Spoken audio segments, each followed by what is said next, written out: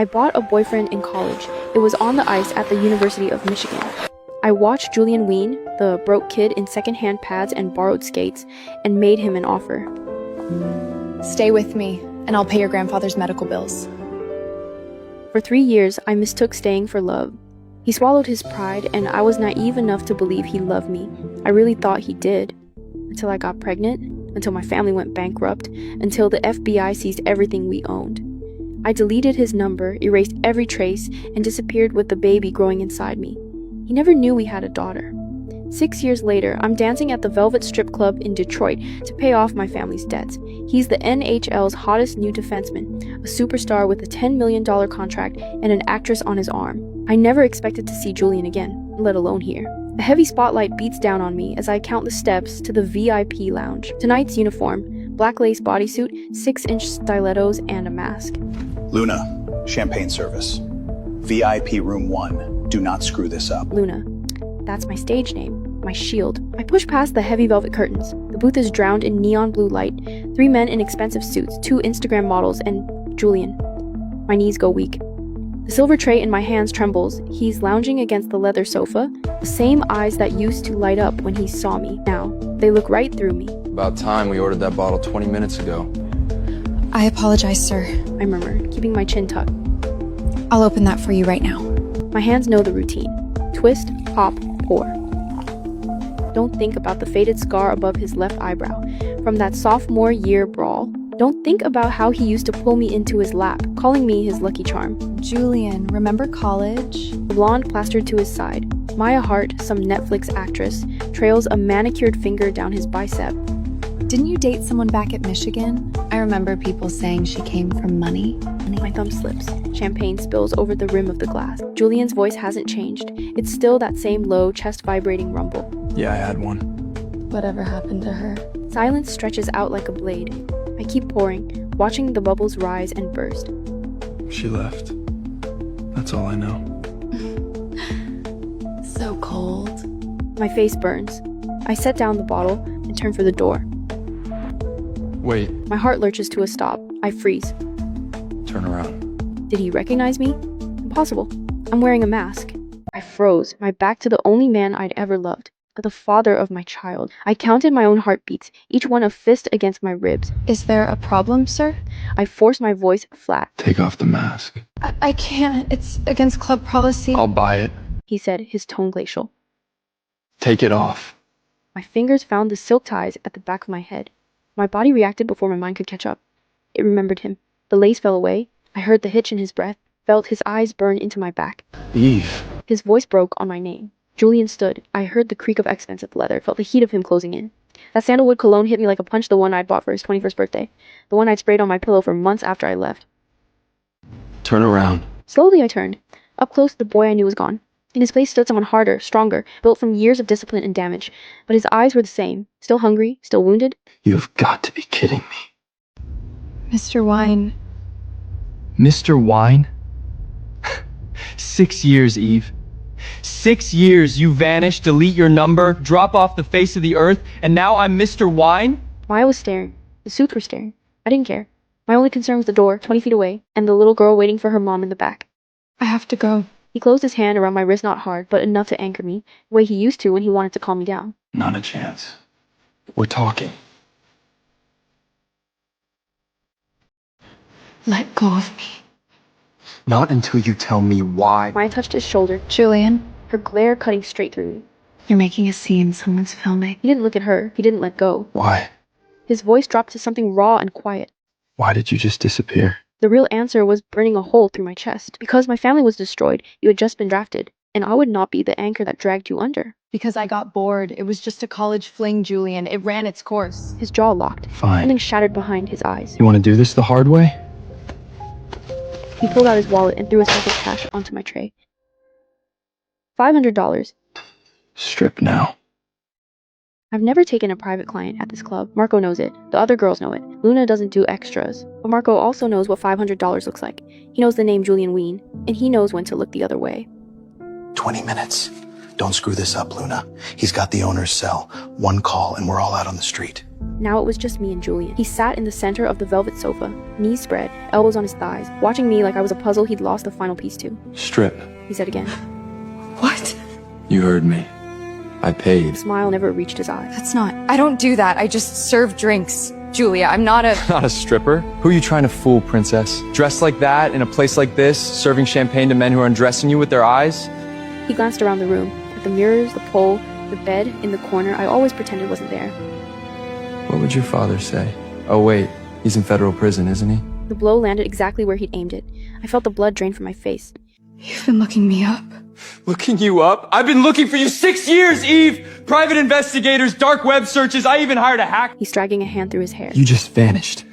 Like you never existed and this is where I find you? Hiding behind a cheap mask like you're ashamed? I am ashamed. Why this? His voice dropped. You could have gone anywhere, done anything. You were top of your class in computer science at Michigan. You could be writing code for a living. Why do you look like you haven't slept in years? I don't owe you an explanation. You want a show? Fine. You want to humiliate me? Fine. But don't you dare pretend you care, Julian. You made it pretty clear a minute ago that you don't. I care enough to hate you. That should tell you something. He reached for me and I flinched. Not because I thought he'd hurt me. Julian had never once hurt me. But because his touch could still undo me. Because I still remembered those hands sliding under my sweater, tracing up my spine the way you memorize something you're afraid of losing. Don't what? Don't remember what you taste like? Don't remember that morning you left? How you kissed me, told me you'd see me at graduation, His voice broke. how you lied? I stared at him. I didn't lie. You said you loved me. At the pain he kept so carefully buried. At the boy I had walked away from because I loved him too much to let him burn his future down for mine. I did, I thought, dropping my gaze. I still do. The door crashed open. A tiny blur shot into the room and slammed straight into Julian's legs. No, Lily. Daddy! My frantic eyes flew to Julian. Are you my daddy? Why are you making my mommy cry? She's just confused. I stammered, my heart slamming against my ribs. Eve, who is she? My mouth opened, then snapped shut. Lily ducked under my arm and planted herself between me and the tall, dangerous stranger. You're very tall. She declared, craning her neck to look up at him. Are you a giant? Julian stared down at her, at the mess of dark curls just like his, at the exact same shade of ice blue eyes, at the stubborn set of her jaw that was all me. No, I'm not a giant. I play hockey. What's hockey? It's a sport. On ice. Like in Frozen? He swallowed hard. Yeah, something like that. You made my mommy cry. You should say you're sorry. I'm sorry. Eve, how old is she? 4. She's 4. The lie sat between us like a stone. 4, not 5. 1 year's difference. Enough room for doubt. Enough to make her anyone's. My Lily, my sweet fearless Lily, reached out and took Julian's hand. Your hands are cold. Mommies get cold too. She says it's because we're part polar bear. Are you? Julian crouched down to her level. What's your name? His voice strained. Lily Hartley. It's a pleasure to meet you, mister. She stuck her hand out formally, now like a tiny CEO. Wine. Julian Wine. The hockey player? Mommy has a picture of you. It's all old and wrinkled, and she looks at it when she thinks I'm asleep. She says you're... I scooped Lily into my arms. Okay. And held tight. Time to go, baby. Mommy, put me down! His hands are cold like ours. He could be a polar bear too. I want to be his friend. Eve! His voice stopped me at the door. I didn't turn around. Is she mine? No. She's not yours. I lied. Then I ran. Later that night, with Lily sprawled across my chest in a tangle of limbs, I watched the gentle rise and fall of her sleep. Her eyelashes were 2 perfect dark fans against her cheek. His eyelashes. My mind, the traitor it always was, dragged me back. It was the fall of my freshman year, on the ice at the University of Michigan. Julian Wien stood out for all the wrong reasons. He was the kid in second-hand pads, held together with hockey tape, skating on borrowed blades. His jersey had been washed so many times, the number was barely legible, but he carried himself like none of it touched him. All sharp angles and coiled tension, like something waiting to strike. I loved the cold focus in his eyes, the hard line of his jaw that refused to yield to anyone. He was also drowning. His grandfather's medical bills were burying him alive, and the hockey scholarship he should have had was handed to a legacy kid whose family had the right coach on speed dial. I wanted to help him. Julian, I really like you. And I have money enough to help with your grandfather's medical bills. Let me help you, please.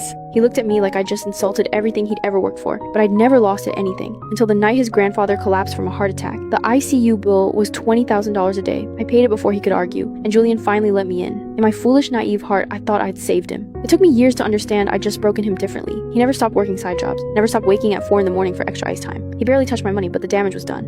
Whispers followed him through the locker room. Teammates looked through him or hit him a little too hard in practice. And I, still floating in my comfortable bubble, would just squeeze his hand and tell him they were jealous. I never once saw the war he was fighting on his own. Then came senior year. My family collapsed. My father was indicted for fraud, and the government froze every asset we had. I couldn't cover my own tuition. I went from heiress to broke overnight, and I didn't tell Julian. I made a choice. I called him to meet me outside. I can't do this anymore, we're done. Why? You were fun for a while, Julian, but I'm moving on. Fine.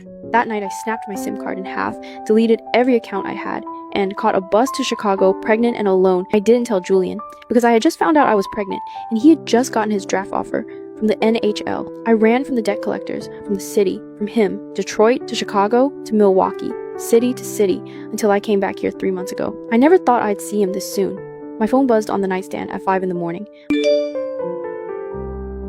We need to talk. Don't make me come back to that club to find you.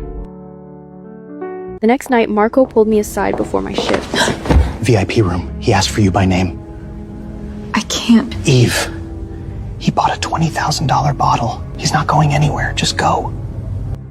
Julian was in the same booth alone, in a leather jacket that cost more than my month's rent. He was turning an empty glass slowly between his fingers. I have other tables. Sit down, Eve. I'm not leaving until we talk. Something in his voice made me sit, on the very edge of the cushion, ready to run. Why did you leave? Were you really just done with me? That same predatory stillness he'd always had on the ice. 6 years hadn't thawed the Michigan winter in his eyes. Your number was disconnected. Every account gone. I even called the university's alumni officer. You really didn't want to be found. No, I wanted to scream. I was pregnant. I wasn't going to let you throw away the NHL for me, but I didn't. You always knew what I was like. I got bored. I moved on. That's who I am. I don't believe you. Suit yourself. Is Lily my daughter? It landed like a blindside check, and I felt it in my teeth. No. Don't lie to me, Eve. Not about this. She's not yours. Then whose is she? Someone steady you found after everything fell apart? Your fiancé, Ivan? Is that his name? Stop.